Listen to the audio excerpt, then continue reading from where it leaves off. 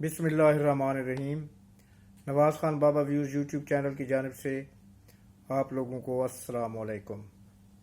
हमें उम्मीद है कि आप लोग जहाँ जहाँ भी हैं अपने अज़ीज़ व क़ारिब और अपने दोस्त अहबाब के साथ बखैर व आफ़ियत भी होंगे और खुश व खुर्रम भी होंगे। हमारी दुआ है कि अल्लाह ताला आपकी इन खुशियों में मज़ीद इजाफ़ा फरमाए, आमीन। वीडियो में आगे बढ़ने से पहले हमेशा की तरह हमारी आपसे इल्तिमास है कि आप हमारे चैनल को सब्सक्राइब करें, बेल आइकन के बटन को दबाना ना भूलें, चैनल को लाइक करें और कमेंट बॉक्स में जाकर अपनी राय का इजहार ज़रूर करें। हमें आपके कमेंट्स का, आपकी राय का इंतज़ार रहता है और हम कोशिश करते हैं कि फ़र्दन उनके जवाबात भी दिए जा सकें। शुक्रिया। तो चलिए आगे बढ़ते हैं आज के वीडियो की जानिब।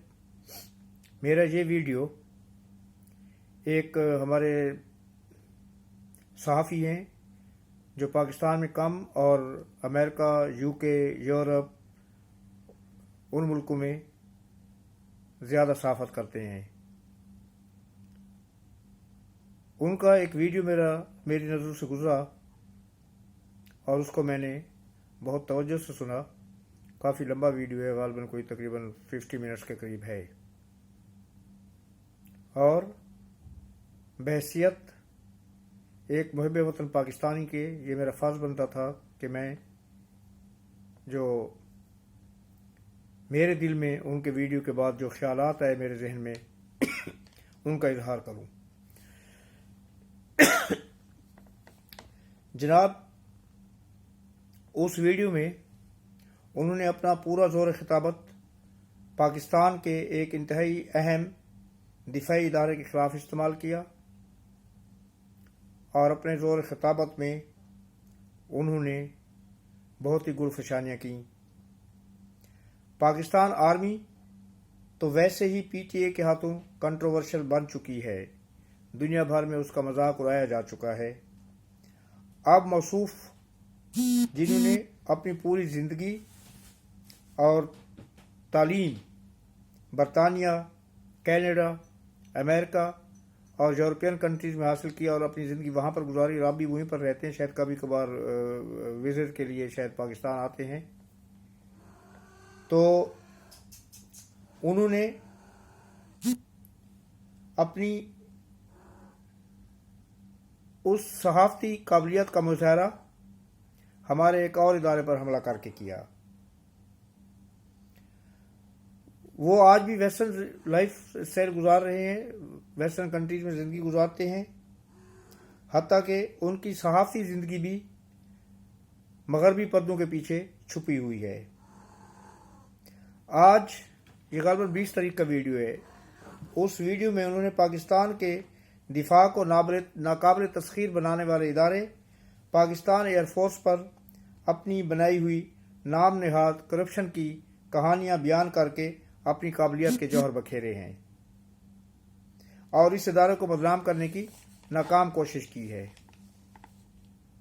नाकाम कोशिश मैं इसलिए कह रहा हूँ कि उन्होंने जितने भी इल्ज़ामात लगाए हैं उसमें कहीं पर भी उन्होंने अपनी सहाफ़ती ज़िम्मेदारियों को मुज़ाहरा करते हुए कोई ऐसे शवाहिद पेश नहीं किए कि जिनके ऊपर बंदा उसको काबिल भरोसा, इन इतरात को काबिल भरोसा समझे, बल्कि उन्होंने किसी एक नाम निहाद और गुमनाम पेपर का सहारा लिया कि जिसमें ये इतरात मौजूद थी।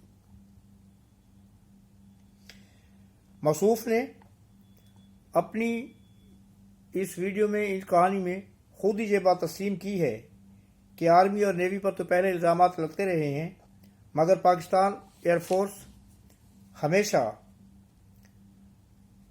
एक क्लीन और प्रोफेशनल इदारे की हैसियत से अपनी हैसियत बरकरार रखी है और दुनिया में ये एक क्लीन इदारा तस्लीम किया जाता रहा है। मगर बकौल उनके आज उस पर भी दाग लग गया है। मैं उन्हें बताना चाहता हूँ कि चांद पर अगर आप थूकेंगे तो वो थूक हमेशा वापस आपके अपने चेहरे पर गिरता है। मौसूफ ने एयर चीफ पर जितने इल्ज़ामात लगाए हैं उसका कोई भी सबूत उनके पास मौजूद नहीं है। बकौल उनको एक पेपर या लेटर मिला है जो किसी ने लिखा है और साथ ही ये दावा भी किया है कि उसमें जिस तरह की इतलात लिखी गई हैं वो कि आम आदमी के बस की बात नहीं है, तो लिहाजा وہ ایزیوم کر رہے ہیں کہ یہ لیٹر پاکستان ایئر فورس کے کسی اندر کے انتہائی اہم عہدے پر فائز آدمی نے لکھا ہے کہ جس سے یہ سارے الزامات ایئر چیف پر لگائے ہیں۔ تو بھائی، آپ ایک جرنلسٹ کی حیثیت سے، ایک صحافی کی حیثیت سے، ایک پروفیشنل کی حیثیت سے کم از کم آپ اپنے فرائض تو ادا کریں۔ ایک صحافی کا سب سے پہلا فرض کیا ہوتا ہے کہ اگر اس کو کوئی اطلاع ملتی ہے تو اس کی تحقیق کرتا ہے، اس کی انویسٹیگیشن کرتا ہے، یا اپنے کسی انویسٹیگیٹو جو جرنلسٹ ہوتا ہے اس کی خدمات حاصل کرتا ہے، اور پھر ان الزامات کی تحقیق کرنے کے بعد جب ان کو کچھ کنکریٹ ثبوت بقول ان کے مطلب ان کی حد تک اگر ملتے ہیں صحافی، تو پھر ان کو وہ سامنے دنیا کے سامنے ان الزامات کو لے کر آتا ہے۔ لیکن یہ ایسا نہیں کر سکے۔ ان کا پہلا الزام ایئر چیف مارشل کی ایئر چیف کے طور پر تعیناتی ہے۔ انہوں نے فرمایا ہے کہ وہ اس تعیناتی کے مستحق نہیں تھے کیونکہ وہ معراج جہاز کے پائلٹ اور ایکسپرٹ ہیں، جبکہ یہ تعیناتی F-16 بیچ کے آفیسر کا حق ہے۔ تو اس ایک فکرے سے ہی انہوں نے ایئر فورس کے اندر بھی آفیسر کے درمیان میں ایک خلیج پیدا کرنے کی کوشش کی ہے، درانے پیدا کرنے کی کوشش کی ہے کہ F-16 کے پائلٹ جو ہے وہ کوئی سپیریئر ہے اور معراج کے پائلٹ جو ہے وہ انفیریئر ہیں۔ ایسی کوئی بات نہیں ہے، پائلٹ ہوتا ہے، ہر ایک کو وہی تربیت دی جاتی ہے۔ فرق صرف یہ ہوتا ہے کہ لڑائی کے وقت آپ کو کلاشنکوف پکڑا دی جائے اور کسی اور کو جو ہے نا وہ SMG شارٹ مشین گن دے دی جائے، تو اس میں کسی انسان کی سپیریئرٹی کا فرق نہیں ہوتا، یہ اکوپمنٹ کی سپیریئرٹی ہے کہ کون سا اکوپمنٹ کتنا سپیریئر ہے، کتنا بہتر ہے۔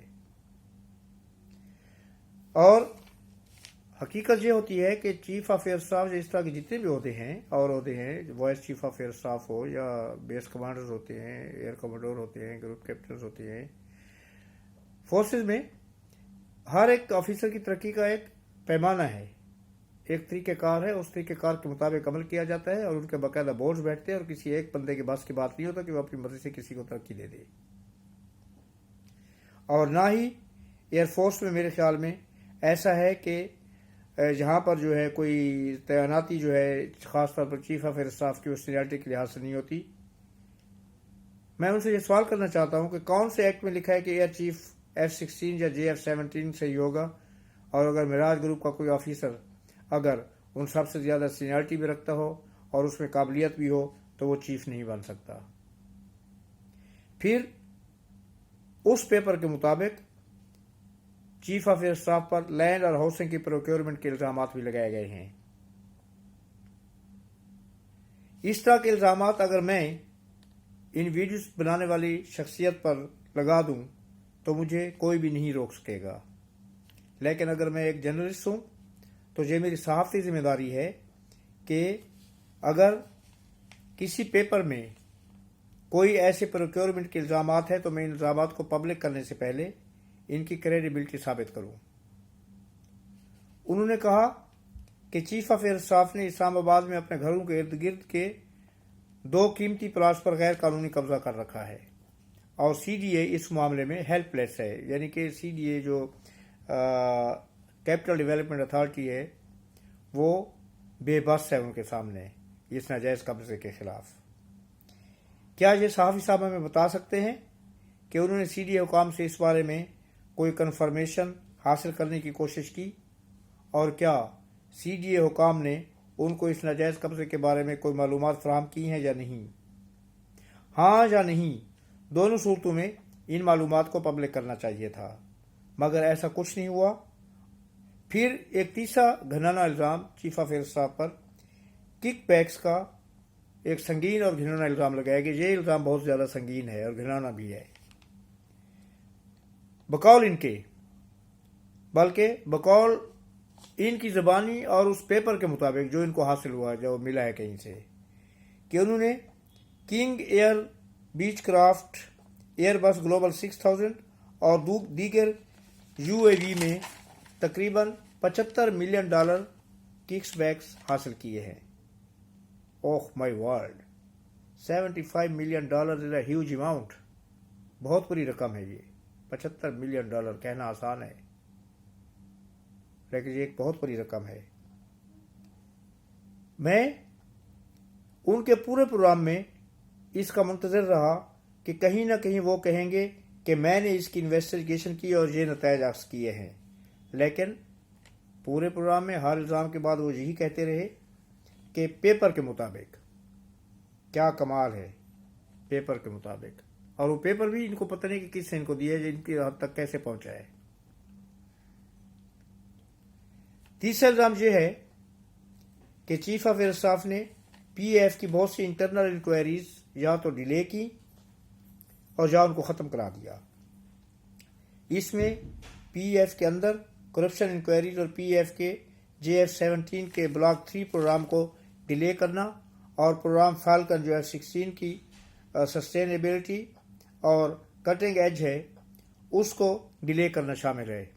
یہ ایک بہت ہی سیریس الزام ہے، اور یہ کہ یہ programme air marshal Babar Sidhu صاحب کے دور میں ڈیلے ہوا ہے۔ جناب صافی صاحب، کیا آپ نے اس بات پر تحقیق کی کہ یہ پروگرام کب مکمل ہونے تھے اور کیسے ڈیلے ہوئے اور کتنے ڈیلے ہوئے؟ کیا آپ کے پاس ان کے بارے میں کوئی اسکیجول ہے؟ کیا آپ نے ان کی تاریخیں معلوم کی کہ کب تک یہ پروگرام کب سے کب تک مکمل ہونے چاہیے تھے اور کتنا ڈیلے ہوئے ہیں؟ یا پھر اگر واقعی یہ ڈیلے ہوئے ہیں تو اس کی کوئی وجہ امریکہ کی طرف سے سپورٹنگ ہیلپ نہ ملنا تو نہیں ہے؟ اور کیا اس کی وجہ حکومت پاکستان کی نیگلیجنس تو نہیں؟ کیونکہ ان تمام پروگراموں کے لیے بجٹ یا فنڈز باہر کی حکومتیں دیتی ہیں اور پھر حکومت کے ذریعے یہ فنڈز متعلقہ محکمے کو ٹرانسفر کیے جاتے ہیں۔ اور آپ لوگ اس بات سے بخوبی واقف ہیں کہ F-16 پروگرام کی جو سپورٹ امریکہ کی طرف سے ہمیں ملتی ہے اس کو کئی دفعہ روکا گیا، کئی دفعہ اس کو ڈیلے کیا گیا، کئی دفعہ اس کو رول بیک کیا گیا۔ کیوں؟ سیاسی وجوہات کی بنا پر۔ کئی دفعہ ہمارے کولیشن سپورٹ فنڈ جو تھے انتہائی دہشت گردی کے دور میں وہ اسٹاپ کر دیے گئے امریکہ کی طرف سے۔ تو کیا یہ جو پروگرام اگر ڈیلے ہوئے ہیں اس کی وجوہات یہی تو نہیں ہے؟ اور مجھے یاد ہے کہ عمران صاحب کے زمانے میں I don't remember the actual date year کہ کس سال کی بات ہے، غالباً پہلے یا دوسرے سال کی بات ہے ان کی حکومت کے، جس میں ملٹری نے یہ فیصلہ کیا تھا کہ ان کا جو بجٹ ہے اس میں کسی قسم کا اضافہ وہ اس سال نہیں لیں گے، کیونکہ پاکستان کی فائنانشل جو اسٹیٹس تھا وہ بہت ہی برا تھا، اس وقت پاکستان کے مالی حالات بہت خراب تھے، تو انہوں نے اپنے بجٹ میں بلکہ کٹ کر دیا تھا غالباً۔ تو کیا یہ انہی وجوہات کی وجہ سے پروگرام ڈیلے نہیں ہوئے؟ اگر ہوئے ہیں تو اس کا جواب یہ صاف ہی دے سکتے ہیں۔ اور پھر یہ کہ عمران صاحب کی جو حکومت تھی اس میں بہت ساری چیزیں ایسی سامنے آئیں کہ جو پروگرام تھے ان میں کوئی دلچسپی نہیں لی گئی اور ان کو رول بیک کر دیا گیا، اسٹاپ کیا گیا یا ان کو ڈیلے کیا گیا، حتیٰ کہ اس میں جو اکانومک کوریڈور ہے پاکستان اور چائنا کا اس کو بھی سلو کر دیا گیا تھا، حالانکہ یہ ایک بہت اہم پروجیکٹ ہے۔ پھر یہ ایک اور الزام تھا کہ پی اے ایف کے جہاز ترکی اور UAE میں ناجائز دولت پاکستان سے اللیگل کرنسی جہازوں میں بھر کے UAE یا ترکی میں لی گئی، اور چیف آف ایئر اسٹاف صاحب نے اور ان کے دوسرے دوستوں نے وہاں پر ناجائز اکاؤنٹ کھولے اور ان میں یہ رقوم جمع کرائی گئی۔ سب سے پہلے تو میں آپ کو ایک بات بتاؤں کہ UAE میں ناجائز اکاؤنٹ کھولنا بہت مشکل ہے، ہمیں اس کے بارے میں بخوبی علم ہے۔ پھر یہ وہی کہانیاں ہیں الف لیلوی کہانیاں کہ وہ جناب وہ جو کیا نام تھا اس کا افغانستان کا صدر صاحب کا، وہ جہازوں میں دولت بھر کے لے کے گیا۔ فلپین کا ایک سابق صدر تھا، وہ جہازوں میں اپنے پیسے بھر کے لے کے گیا، ملک کا سرمایہ ٹرانسفر کیا۔ اور نواز شریف صاحب جب معزول ہوئے تھے वो जहाज़ों में पता नहीं कितने 100 बक्से भर के ले गए जिनमें डॉलर भरे हुए थे। यार व्हाट इज दिस नॉनसेंस, कुछ अकल से भी काम लिया करें। अब एयरफोर्स के जहाज जा रहे हैं तो उनमें पाकिस्तान से पैसा भर भर के ले जाया जा रहा है, chief of army, chief of air staff और उसके दोस्तों का, जिसके फेवर में कोई एविडेंस नहीं है। और इस तरह के बचगाना इल्जाम पर किसी किस्म का कोई सबूत नहीं, और ना ही मौसूफ ने किसी किस्म की कोई इंक्वायरी करने की जरूरत महसूस की, जहमत महसूस की। बस वही बात के पेपर में ये लिखा गया है और बकौल इस पेपर के ऐसा हुआ, एक्स ने ये कहा और वाई ने ये कहा और जेड ने उसका ये जवाब दिया, कोई सबूत नहीं है। मैंने कहा और आपने सुना, आपने कहा और मैंने सुना वाली बात है यहां पर।